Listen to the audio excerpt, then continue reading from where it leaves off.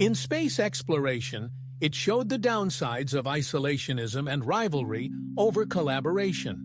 If Russia still was working with institutes like ESA and shared in technological advances, perhaps it would be boasting a success, right? Music. Now, in many respects, it's a tragedy. Perhaps this can one day change. The future of mankind seems pointed towards the stars.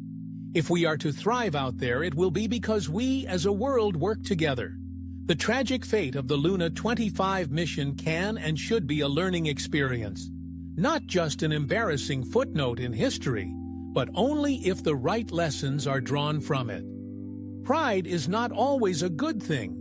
Rivalry can leave us isolated when we don't need to be, and can prevent us from thinking things through. Although, it's unlikely, it would certainly be nice if our efforts to prove our superiority to each other could finally be put to rest, buried in a frozen coffin on the lunar surface, the Moon. Earth's natural satellite, orbiting approximately 384,000 km away, a celestial object that scientists have studied for thousands of years using its regular motions to mark the passage of time.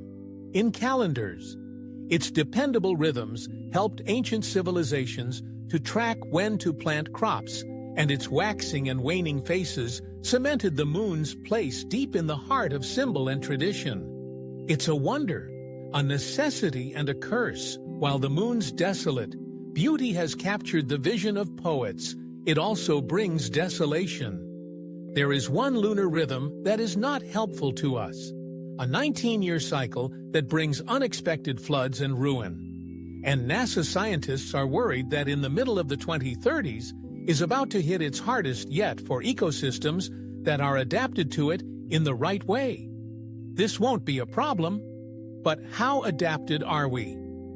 I'm Alex Milan, and you're watching Astrum. Join with me today as we learn about the innocently named Luna nodal cycle and why we need to start developing a much better understanding of the fluctuating behavior of our Moon if we are to protect ourselves against its dangers.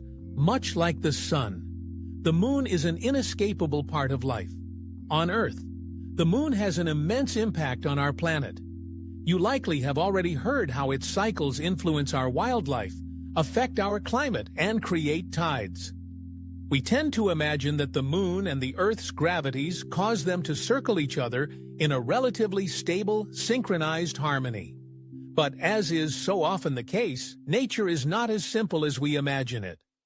Instead, every 18.6 years, the Moon's orbit undergoes a subtle revolution, a shift in its alignment between us and our Sun that causes high tides to grow even higher, tipping us over the edge into dangerous flood territory. But let's delve into what this subtle revolution is. Its name is the lunar nodal cycle, or the procession of lunar nodes. This complex name refers to a specific feature of the Moon's orbit of the Earth. You likely know that every 29.5 days the Moon orbits the Earth. However, this orbit is not flat, or to be more specific, there is a 5 ADG difference between the angle of the Moon's orbit and the ecliptic plane, the 2D plane on which the Earth orbits around the Sun. For half of the month, the Moon is slightly higher than the plane of the ecliptic. For the other half, it drops below it. Naturally, this means that there are two crossover points, or two nodes, an ascending node and a descending node that mark the point where the Moon go from one side over to the other. And it is these nodes that move over the course of the 18.6-year cycle, slowly rotating around the planet in one complete revolution. The nodes themselves are what causes the problem. To understand why, let's recap what we know about tides. You may already be familiar with how the Moon's gravity pulls the Earth's water towards it, causing a bulge in sea levels on the side closest to it that we call high tide. You likely also know that this happens on the side of the planet furthest away from the Moon, rather than being caused by gravity.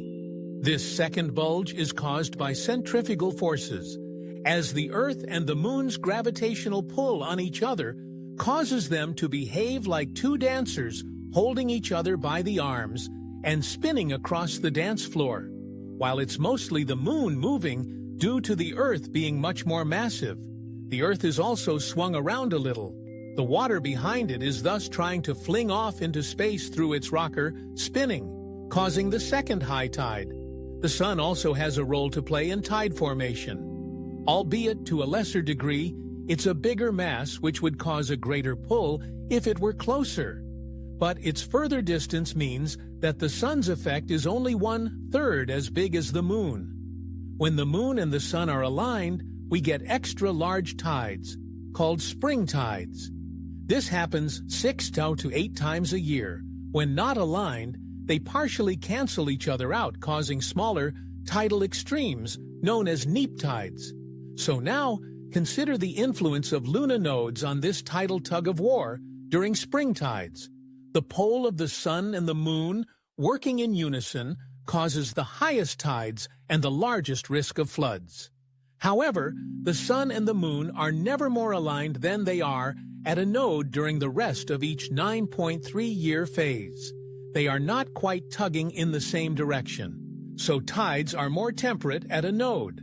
That's where things get more serious, and risk of floods become highest. The last time this alignment occurred in September 2015. The UK and the US both issued major flood warnings to it.